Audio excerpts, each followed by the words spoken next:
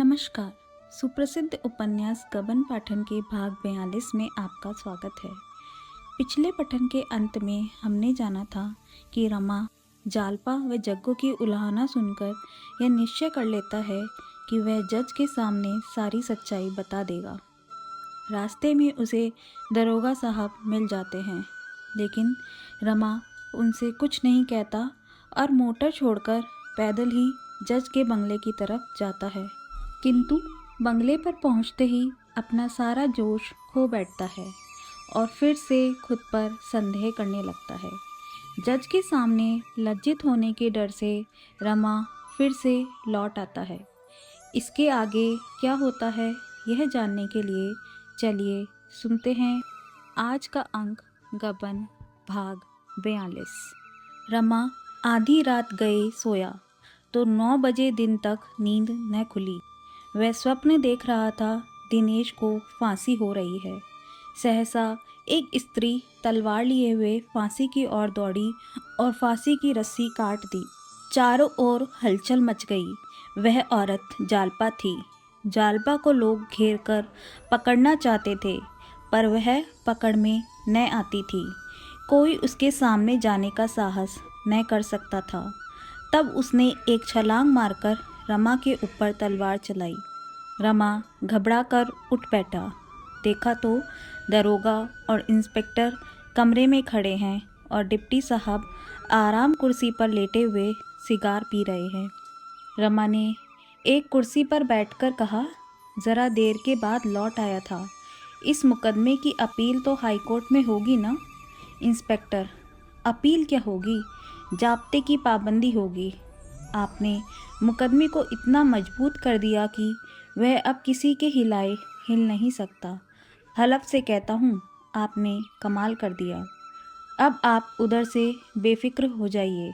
हाँ, अभी जब तक फैसला न हो जाए यह मुनासिब होगा कि आपकी हिफाजत का ख्याल रखा जाए। इसीलिए फिर पहरे का इंतज़ाम कर दिया गया है। इधर हाई कोर्ट से फैसला हुआ, उधर आपको जगह मिली। डिप्टी साहब ने सिगार का धुआं फेंककर कहा, यह डीओ कमिश्नर साहब ने आपको दिया है, जिसमें आपको कोई तरह का शक न हो। देखिए, यूपी के होम सेक्रेटरी के नाम है। आप वहाँ जो ही यह डीओ दिखाएंगे वह आपको कोई अच्छी जगह दे देगा। इंस्पेक्टर, कमिश्नर साहब आपसे बहुत खुश हैं, हलफ से कहता हूँ। डिप्टी, बहुत खुश हैं। वह यूपी को अलग डायरेक्ट भी चिट्ठी लिखेगा। तुम्हारा भाग्य खुल गया। यह कहते हुए उसने डीओ रमा की तरफ बढ़ा दिया। रमा ने लिफाफा खोलकर देखा और एकाएक उसको फाड़कर पुर्जे पुर्जे कर डाला। तीनों आदमी विस्मय से उसका मुंह ताकने लगे। दरोगा ने कहा, क्या रात बहुत पी गए थे क्या? आपके हक में अच्छा न होगा। इंस्पेक्टर, हलफ से कहता हूँ, कमिश्नर साहब को मालूम हो जाएगा तो बहुत नाराज़ होंगे। डिप्टी, इसका कुछ मतलब हमारे समझ में नहीं आया। इसका क्या मतलब है? रमानाथ, इसका यह मतलब है कि मुझे इस डीओ की ज़रूरत नहीं और न मैं नौकरी चाहता हूँ। आज ही यहाँ से चला जाऊँगा। डिप्टी, जब तक हाई कोर्ट का फैसला न हो जाए तब तक आप कहीं नहीं जा सकता। रमानाथ, क्यों? डिप्टी, कमिश्नर साहब का यह हुक्म है। रमानाथ, मैं किसी का गुलाम नहीं हूँ। इंस्पेक्टर, बाबू रमानाथ, आप क्यों बना बनाया खेल बिगाड़ रहे हैं? जो कुछ होना था हो गया। 10-5 दिन में हाईकोर्ट से फैसले की तस्दीक हो जाएगी। आपकी बेहतरी इसी में है कि जो सिला मिल रहा है उसे खुशी से लीजिए और आराम से ज़िंदगी बसर कीजिए। खुदा ने चाहा तो एक दिन आप भी किसी ऊंचे ओहदे पर पहुंच जाएंगे। इससे क्या फ़ायदा कि अफसरों को नाराज़ कीजिए और कैद की मुसीबतें झेलिए। हलफ से कहता हूँ, अफसरों की ज़रा सी निगाह बदल जाए तो आपका कहीं पता न लगे। हलफ से कहता हूँ, एक इशारे में आपको 10 साल की सज़ा हो जाए। आप हैं किस ख्याल में? हम आपके साथ शरारत नहीं करना चाहते। हाँ, अगर आप हमें मजबूर करेंगे तो हमें सख्ती करनी पड़ेगी। जेल को आसान न समझिएगा। खुदा दोजख में ले जाए पर जेल की सज़ा न दे। मार धाड़, गाली गुफ्ता, वह तो वहाँ की मामूली सज़ा है। चक्की में जोत दिया तो मौत ही आ गई। हलफ से कहता हूँ, दोजख से बदतर है जेल। दरोगा, यह बेचारे अपनी बेगम साहब से माजूर है। वह शायद इनकी जान की गाहक हो रही है। उनसे इनकी कोर दबती है। इंस्पेक्टर, क्या हुआ? कल तो वह हार दिया था ना, फिर भी राजी नहीं हुई।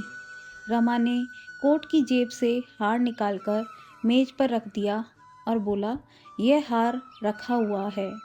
इंस्पेक्टर, अच्छा, इसे उन्होंने नहीं कबूल किया। डिप्टी, कोई प्राउड लेडी है। इंस्पेक्टर, कुछ उनकी भी मिजाज पुरसी करने की ज़रूरत होगी। दरोगा, यह तो बाबू साहब के रंग ढंग और सलीक पर मुनहसर है। अगर आप खामखा हमें मजबूर न करेंगे तो हम आपके पीछे न पड़ेंगे। डिप्टी, उस खटीक से भी मुचलका ले लेना चाहिए। रमानाथ के सामने एक नई समस्या आ खड़ी हुई, पहली से कहीं जटिल, कहीं भीषण। संभव था वह अपने को कर्तव्य की वेदी पर बलिदान कर देता, 2-4 साल की सज़ा के लिए अपने को तैयार कर लेता। शायद इस समय उसने आत्मसमर्पण का निश्चय कर लिया था, पर अपने साथ जालपा को भी संकट में डालने का साहस वह किसी तरह न कर सकता था। वह पुलिस के पंजे में कुछ इस तरह दब गया था कि अब उसे बेदाग निकल जाने का कोई मार्ग न दिखाई देता था। उसने देखा कि इस लड़ाई में मैं पेश नहीं पा सकता। पुलिस सर्वशक्तिमान है, वह मुझे जिस तरह चाहे दबा सकती है। उसके मिजाज की तेजी गायब हो गई। विवश होकर बोला, आखिर आप लोग मुझसे क्या चाहते हैं? इंस्पेक्टर ने दरोगा की ओर देखकर आंख मारी, मानो कह रहे हों, आ गया पंजे में, और बोले, बस इतना ही कि आप हमारे मेहमान बने रहें और मुकदमे के हाईकोर्ट में तय हो जाने के बाद यहाँ से रुखसत हो जाए, क्योंकि उसके बाद हम आपकी हिफाजत के ज़िम्मेदार न होंगे।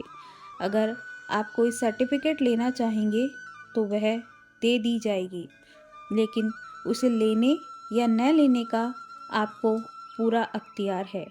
अगर आप होशियार हैं तो उसे लेकर फ़ायदा उठाएंगे, नहीं इधर उधर के धक्के खाएंगे।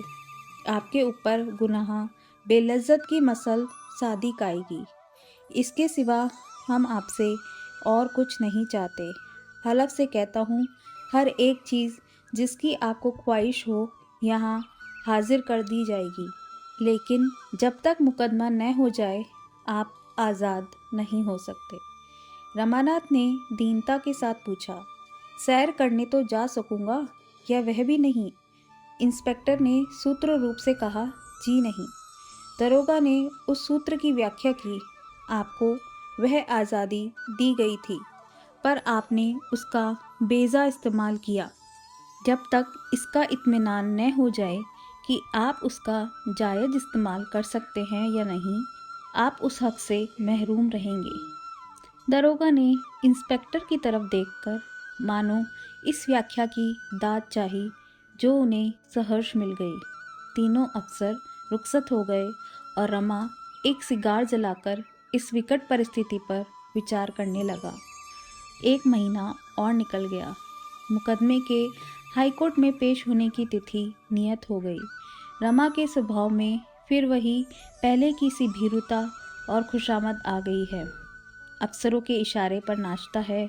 शराब की मात्रा पहले से बढ़ गई है। विलासिता ने मानो पंजे में दबा लिया है। कभी कभी उसके कमरे में एक वेश्या जौहरा भी आ जाती है, जिसका गाना वह बड़े शौक से सुनता है। एक दिन उसने बड़ी हसरत के साथ जौहरा से कहा, मैं डरता हूँ कहीं तुमसे प्रेम न भर जाए। उसका नतीजा इसके सिवा और क्या होगा कि रो रो कर ज़िंदगी काटूं। तुमसे वफा की उम्मीद क्या हो सकती है? जौहरा दिल में खुश होकर अपनी बड़ी बड़ी रत्नारी आंखों से उसकी ओर ताकती हुई बोली, हाँ साहब, हम वफा क्या जाने, आखिर वैश्या ही तो ठहरी। बेवफा वैश्या भी कहीं वफादार हो सकती है? रमा ने आपत्ति करके पूछा। क्या इसमें कोई शक है? जौहरा, नहीं, ज़रा भी नहीं। आप लोग हमारे पास मोहब्बत से लबालब भरे दिल लेकर आते हैं, पर हम उसकी ज़रा भी कद्र नहीं करती। यही बात है ना? रमानाथ, बेशक। जौहरा, मुआफ़ कीजिएगा, आप मर्दों की तरफदारी कर रहे हैं। हक यह है कि वहाँ आप लोग दिल बहलाव के लिए जाते हैं, महज गम गलत करने के लिए, महज आनंद उठाने के लिए। जब आपको वफ़ा की तलाश ही नहीं होती तो वह मिले क्यों कर? लेकिन इतना मैं जानती हूँ कि हम में जितनी बेचारियाँ मर्दों की बेवफाई से निराश होकर अपना आराम चैन खो बैठती हैं, उनका पता अगर दुनिया को चले तो आंखें खुल जाए। यह हमारी भूल है कि तमाशबीनों से वफ़ा चाहते हैं, चील के घोंसले में मांस ढूंढते हैं। पर प्यासा आदमी अंधे कुएं की तरफ दौड़े तो मेरे ख्याल में उसका कोई कसूर नहीं। उस दिन रात को चलते वक्त जौहरा ने दरोगा को खुशखबरी दी। आज तो हजरत खूब मज़े में आए। खुदा ने चाहा तो 2-4 दिन के बाद बीवी का नाम भी न लें। दरोगा ने खुश होकर कहा, इसलिए तो तुम्हें बुलाया था। मज़ा तो जब है कि बीवी यहाँ से चली जाए, फिर हमें कोई गम ना रहेगा। मालूम होता है स्वराज्य वालों ने उस औरत को मिला लिया है। यह सब एक ही शैतान है। ज़ौहरा की आम दौरफ्त बढ़ने लगी, यहाँ तक कि रमा खुद अपने चकमे में आ गया। उसने ज़ौहरा से प्रेम जताकर अफसरों की नज़र में अपनी साख जमानी चाही थी, पर जैसे बच्चे खेल में रो पड़ते हैं, वैसे ही उसका प्रेमाभिनय भी प्रेमोन्माद बन बैठा। ज़ौहरा उसे अब वफ़ा और मोहब्बत की देवी सी मालूम होती थी। वह जालपा की सी सुंदरी न सही, बातों में उससे कहीं चतुर, हाव भाव कहीं कुशल, सम्मोहन कला में कहीं पटु थी। रमा के हृदय में नए नए मंसूबे पैदा होने लगे। एक दिन उसने जौहरा से कहा, जौहरा, जुदाई का समय आ रहा है। 2-4 दिन में मुझे यहाँ से चले जाना पड़ेगा। फिर तुम्हें क्यों मेरी याद आने लगी? जौहरा ने कहा, मैं तुम्हें न जाने दूंगी। यहीं कोई अच्छी सी नौकरी कर लेना, फिर हम तुम आराम से रहेंगे। रमा ने अनुरक्त होकर कहा, दिल से कहती हो जौहरा? देखो, तुम्हें मेरे सिर की कसम, दगा मत देना। जौहरा, अगर यह खौफ हो तो निकाह पढ़ा लो। निकाह के नाम से चिढ़ हो तो ब्याह कर लो। पंडितों को बुलाओ। अब इसके सिवा मैं अपनी मोहब्बत का और क्या सबूत दूँ? रमा निष्कपट प्रेम का यह परिचय पाकर विवल हो उठा। जौहरा के मुंह से निकलकर इन शब्दों की सम्मोहक शक्ति कितनी बढ़ गई थी।